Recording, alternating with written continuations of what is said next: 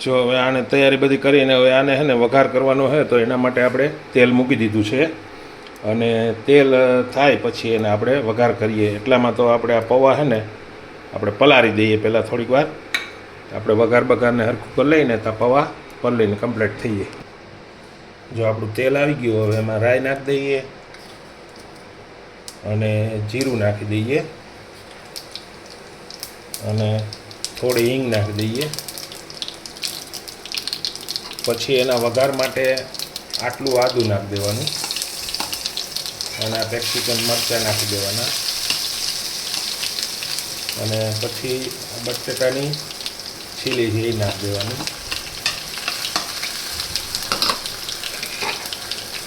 અને પછી આ ડુંગળી નાખી દેવાની. ડુંગળી નખાઈ જાય ને પછી થોડીક વાર આમાં હલાવવાનું છે.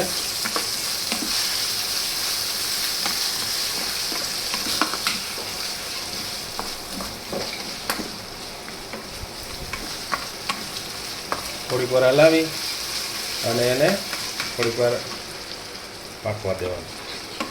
જો હવે આપણે છે ને ટમેટા એડ કરી દઈએ.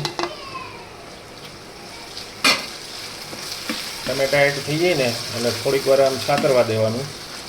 પછી આપણે એમાં મસાલા એડ કરવાના છે. થોડી વાર પાકીને સાતરી જાય ને ત્યાં સુધીમાં હલાવે છે. જો હવે આપણો નાસ્તો કેવો બને ને એ આપણે જોઈએ. અત્યારે તો બનાવે છે નાસ્તો.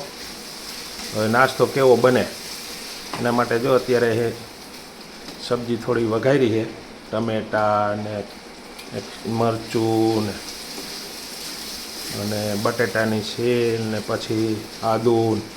હવે એમાં આપણે મસાલા એડ કરવાના છે. જો અડધી ચમચી એને હળદર નાખવાની અને અડધી ચમચી ધાણા જીરું પાવડર નાખવાનો અને અડધી ચમચી એને ગરમ મસાલો નાખવાનો. અને તીખાશ તમારે કેવી કરવી હોય ને એ પારે મરચું પાવડર જો અમે 1 ચમચી નાખીએ છીએ.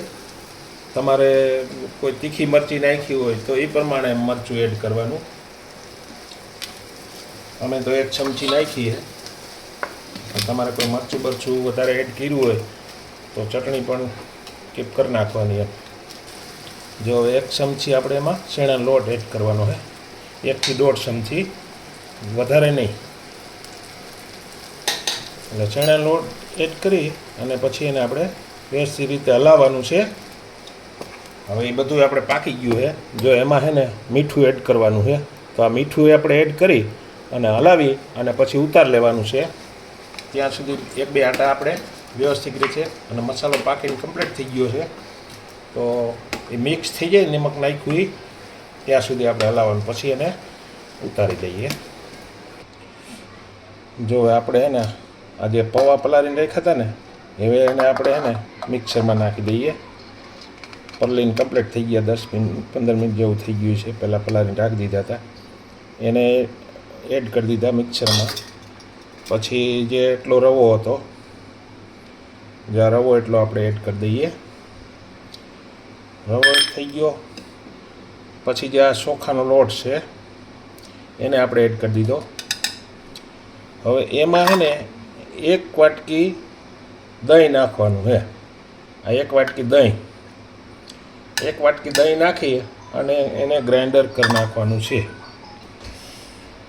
જો હવે આપણે આ બેટર તૈયાર થઈ ગયું છે અને મસાલો તૈયાર થઈ ગયો છે. જો તો હવે આપણે ઇન્ટરેસ્ટિંગ નાસ્તો ચાલુ કરીએ.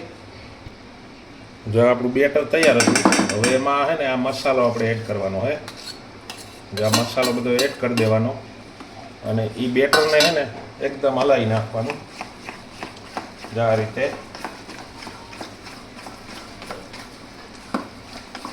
અને જેટલું હલાવાય ને એટલું હલાવી નાખવાનું.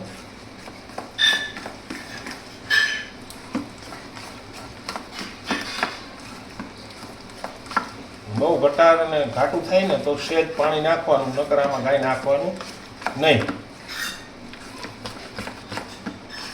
બરાબર?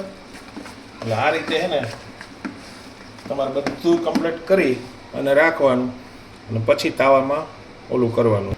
તો હવે એ આપણે જે આઈટમ બનાવવાની એ આઈટમ બનાવવા માટે જો આમાં તેલ મૂકી દીધું છે, અને તેલ આવી જાય ને પછી આપણે આ બેટરને એમાં નાખવાનું છે.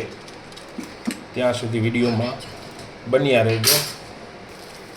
તો જો હવે આપણે આમાં છે ને જે આ પેટર્ન બનાવી છે એ પેટર્નને આપણે પલટાવવા માટે છે ને પાકી જાય એટલે પલટે ત્યાં સુધી પલટે નહીં.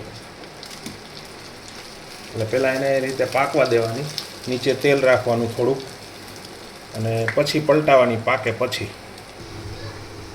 જો આપણે છે ને મસાલા બોલ કહીએ એને, ઓલું ટીકી જેવું તો ન બન્યું પણ આ મસાલા બોલ બનાવી નાખ્યા છે.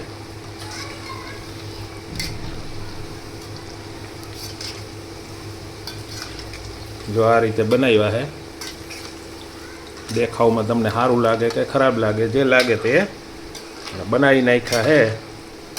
તમે પણ બનાવજો એક રીતે આવા મસાલા બનાવીને પછી આના મસાલા રોલ બનાવો એટલે ખાવાની ઓર મજા આવી જાય. જો મિત્રો, જે આપણા ગોલ પાકીને કમ્પ્લીટ થઈ ગયા છે, તો હવે એને આપણે ઉતારી લઈએ. જો આવી રીતના હે ને કમ્પ્લીટ થઈ ગયા છે.